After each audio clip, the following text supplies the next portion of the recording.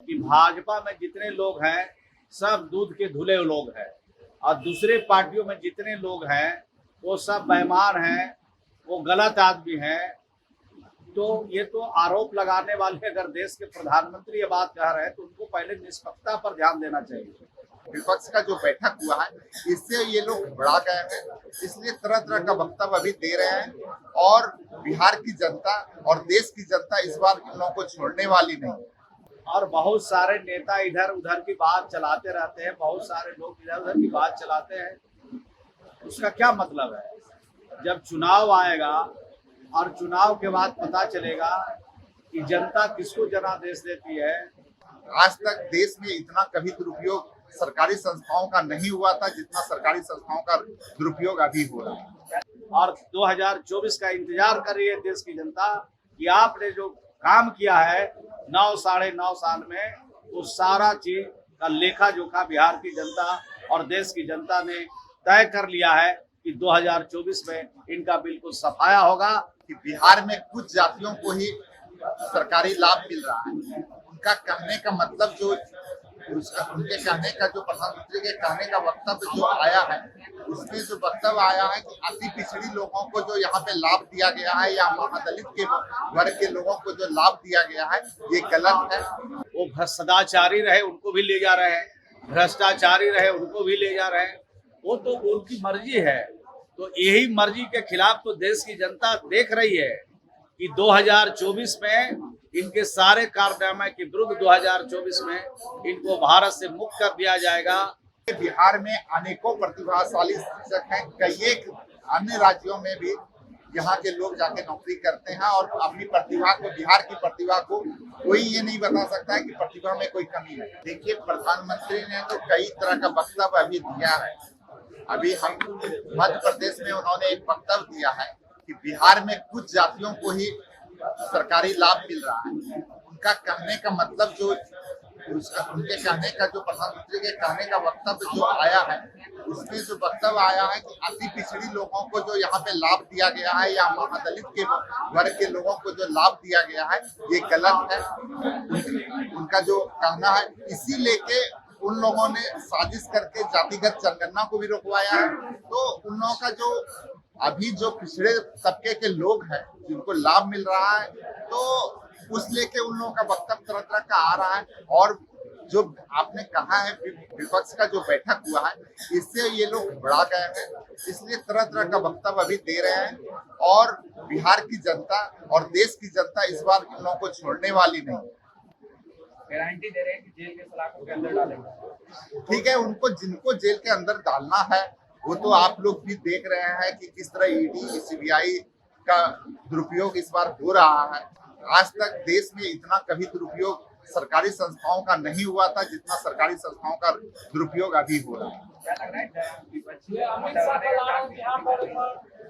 बहुत बहुत बधाई है उनको कि इस बार आ रहे हैं तो युवाओं पे 9 साल में कुछ नहीं किया लेकिन इस बार कुछ करें, बिहार को विशेष राज्य का दर्जा भी दें और जो है रोजगार की भी जो बात होती थी और कम से कम आप लोगों के खाते में जो उन लोगों ने घोषणा किया था 15-15 लाख रुपया देंगे वो भी आप लोगों के खाते में कम से कम मिल जाए। शुरुआत आप लोगों से हो जाए, बाद में आम पब्लिक को मिलता रहेगा।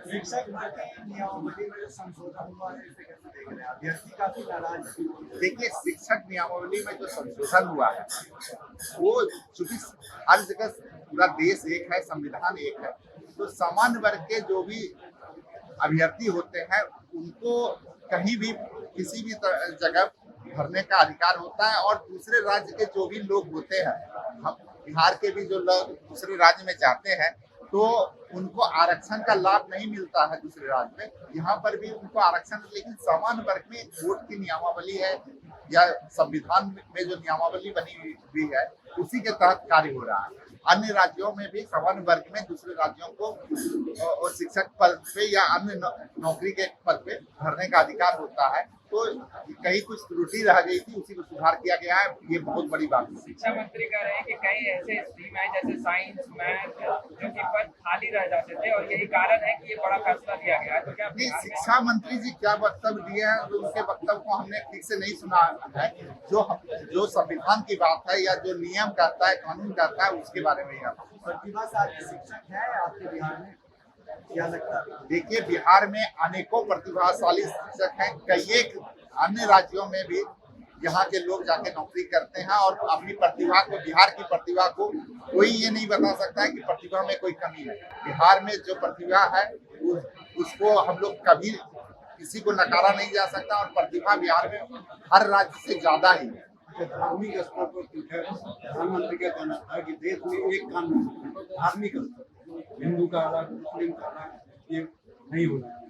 ये कोर्ट भी बार बार कह देगी। देखिए, ये तो नियम का बात है और ये नियम लगाना उन्हीं लोगों को नियम लगाना है। केंद्र में जो सरकार है उसी को नियम लगाना है। लेकिन अभी जो प्रधानमंत्री जी बोल रहे हैं ये सिर्फ एक चुनावी स्टैंड है।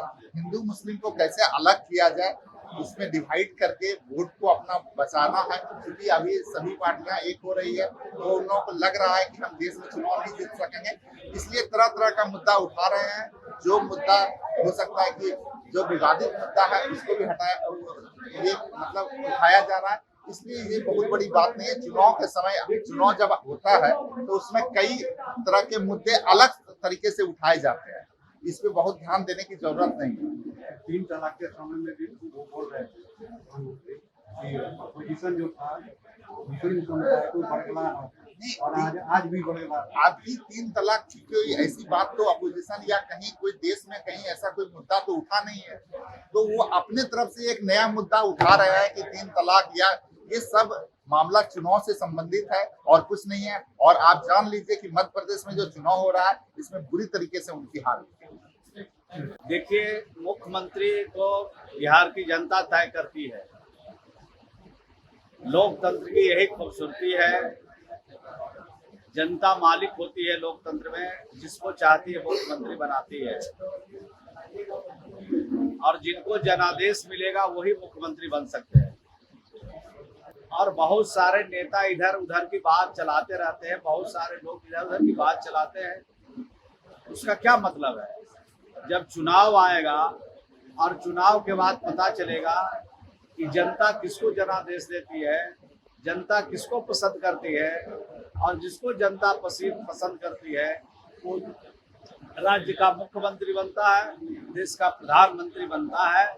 तो ये नेता के बयानबाजी से कोई फर्क पड़ने वाले नीतीश कुमार जी को नहीं। प्रधानमंत्री ने कहा है कि ए भाई, जरा इसको खोल दो ना जरा सा।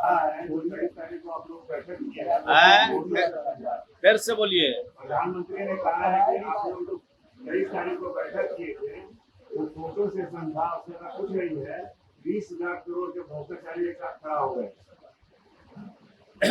देखिए, भ्रष्टाचार पर तो जब बहस होगी तब पता चलेगा कि देश में भ्रष्टाचारी कौन लोग हैं।